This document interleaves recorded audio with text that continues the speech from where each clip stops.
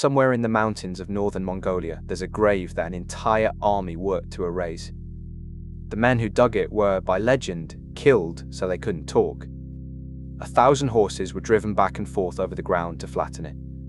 Some say a river was turned to run across the top. 800 years later, nobody has found it.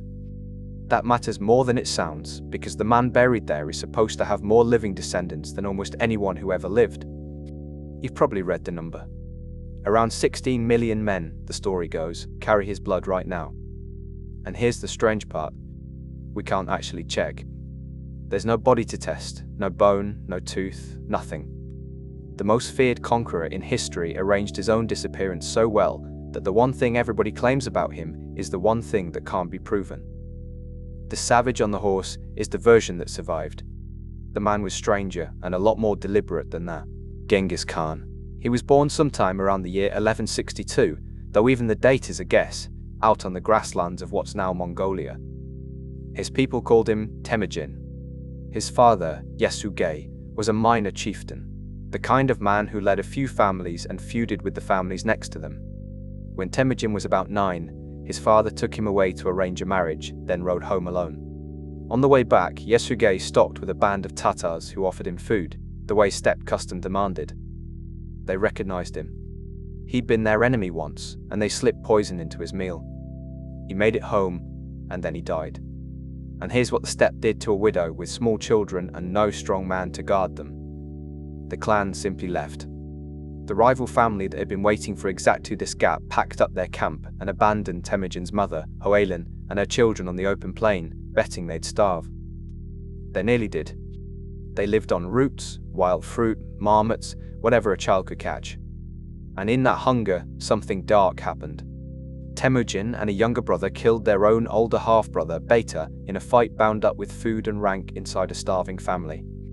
Temujin was maybe 14. The boy who'd been left to die was learning, early and hard, that the old bonds of blood and birth counted for nothing. As a young man, Temujin had a sworn brother, an Anda, named Jamukha. They'd grown up close, and when raiders kidnapped Temujin's young wife Borte, it was Jamukha who rode with him to get her back. For a while, the two of them were inseparable.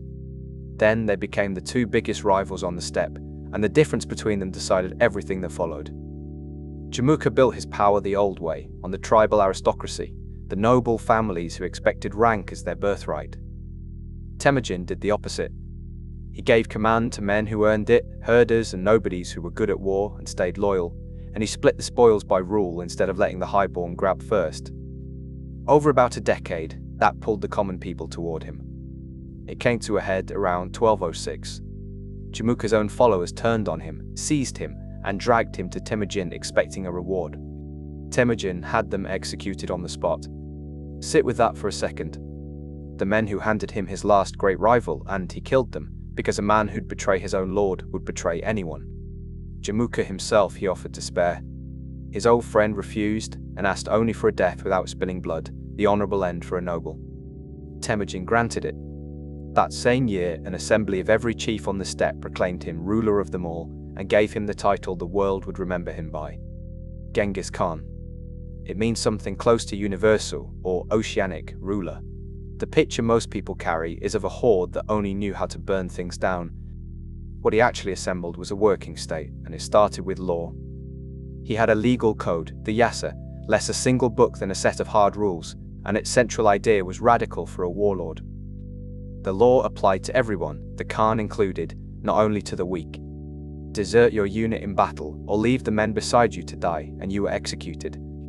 Plunder got divided by the rules, not grabbed. Then there's religion. He forced no state faith on anyone.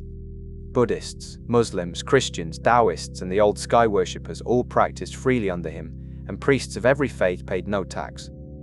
Now, this wasn't quite the modern idea of tolerance. Loyalty to the Khan always came first, and some historians argue the policy hardened gradually as he absorbed new peoples, rather than being a principle he held from the start. But set against the rulers of his day, it stands out. And here's the detail that surprises people most. He couldn't read. He was illiterate his whole life. Yet when his men beat the Naiman tribe, they captured a scribe who could write, and Genghis had him adapt an alphabet so the Mongol language could go on paper for the first time. That script recorded his laws and his story, and a version of it is still used in Inner Mongolia today. He built a relay system called the Yam. Every 25 to 40 kilometers across the empire sat a station stocked with fresh horses, food, and shelter. A rider carrying a message would gallop to the next station, hand off, and a fresh rider on a fresh horse carried it onward day and night without stopping. Orders and news could cross thousands of miles in the time it used to take to cover a fraction of that. Later, merchants with a license could use the same road and the same protection. That's the piece that reshaped the world. Under the Mongols, for the first time in generations, the old Silk Road ran end to end in relative safety. Historians call that stretch of stability the Pax Mongolica, the Mongol peace, and most of it flowered after his death, under his sons and grandsons. Silk, porcelain, paper, and the early knowledge of gunpowder moved west. Ideas and goods, and less happily disease, crossed a continent that had been closed for centuries. The man remembered as the Great Destroyer had, almost as a side effect, tied Europe and Asia together more tightly than anyone before him. In 1219, he sent a trade caravan south into the Khwarezmian Empire, a wealthy Muslim realm that covered much of Central Asia and Persia. A provincial governor seized the caravan and executed the merchants as spies. Genghis sent envoys to demand justice. The Khwarezmians killed them too. What came next is the reason the darker reputation exists. He marched an army of well over 100,000 men into Khwarezm, and he didn't just beat it. He took it apart. At Bukhara, once the citadel fell, the garrison was slaughtered and the population enslaved. The skilled workers marched east, the rest driven ahead of the army as human shields for the next siege.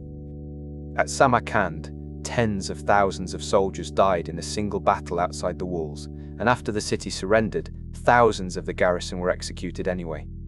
Cities that resisted were emptied out entirely, and the terror was deliberate and aimed.